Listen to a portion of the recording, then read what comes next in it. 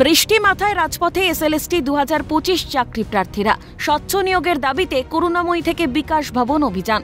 তাদের দাবি, দীর্ঘদিন এসএলএসটি পরীক্ষার মাধ্যমে নিয়োগ হয়নি। আপডেট সিট ভ্যাকেন্সি বৃদ্ধি করার পাশাপাশি ইন্টারভিউ স্বচ্ছভাবে নিয়োগ করতে হবে। তাদের অন্যতম প্রধান দাবি, ইন সার্ভিস ক্যান্ডিডেট অর্থাৎ যোগ্য চাকরিহারাদের অতিরিক্ত নম্বরের সুবিধা দেওয়া যাবে না।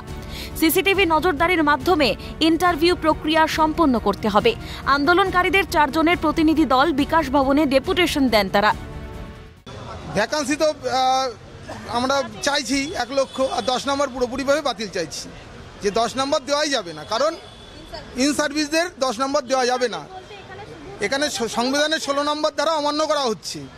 সিট, আপডেট সিট, যত আপডেট সিট রয়েছে আপডেট সিট ভ্যাকান্সি বৃদ্ধি করতে হবে এবং ইন্টারভিউতে স্বচ্ছভাবে নিয়োগ করতে হবে এবং 10 নম্বর পুরোপুরি বাতিল করতে হবে। আমরা 1 লাখ সিটের ভ্যাকেন্সিতে আমরা আমাদের নিয়োগ চাইছি, ঠিক আছে। আর প্লাস যে এই 10 নম্বর যে ব্যবস্থা করা হয়েছে, শুধুমাত্র যে টিচারগুলোকে ওনারা দুর্নীতি করে চাকরিতে ঢুকিয়েছেন, শুধুমাত্র তাদেরকে চাকরিতে দেওয়ার জন্য ওনারা এই 10 নম্বরের ব্যবস্থা করেছেন। তো ওনাদের দোষে ওনাদের চাকরি গেছেন, আমাদের দোষে তো ওনাদের চাকরিটা যায়নি। আমরা কেন এই 10 নম্বরে গেরোয় পড়তে যাব? 10 নম্বর যোগ হবে রিটেন টেস্টে, কে দাগে একবারের জন্য ওটা লেখা নেই। তাহলে এই মিথ্যাচার কেন? এই হতাশ ছেলে মেয়েদের সঙ্গে মিথ্যাচার কেন?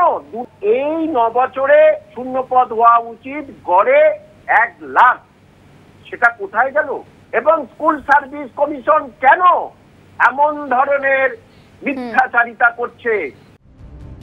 2025 সালে এসএসসির নবম, দশম ও একাদশ, দ্বাদশ শ্রেণীর শিক্ষক শিক্ষিকা নিয়োগ পরীক্ষায় বসেন প্রথমবার। নভেম্বরের প্রথম সপ্তাহে ফলাফল বেরোবে বলে খবর সূত্রের। নতুন চাকরি প্রার্থীদের দাবি, শূন্য পদের সংখ্যা বাড়িয়ে 1 লক্ষ করতে হবে। দাবি পূরণ না হলে বৃহত্তর আন্দোলনের হুঁশিয়ারি।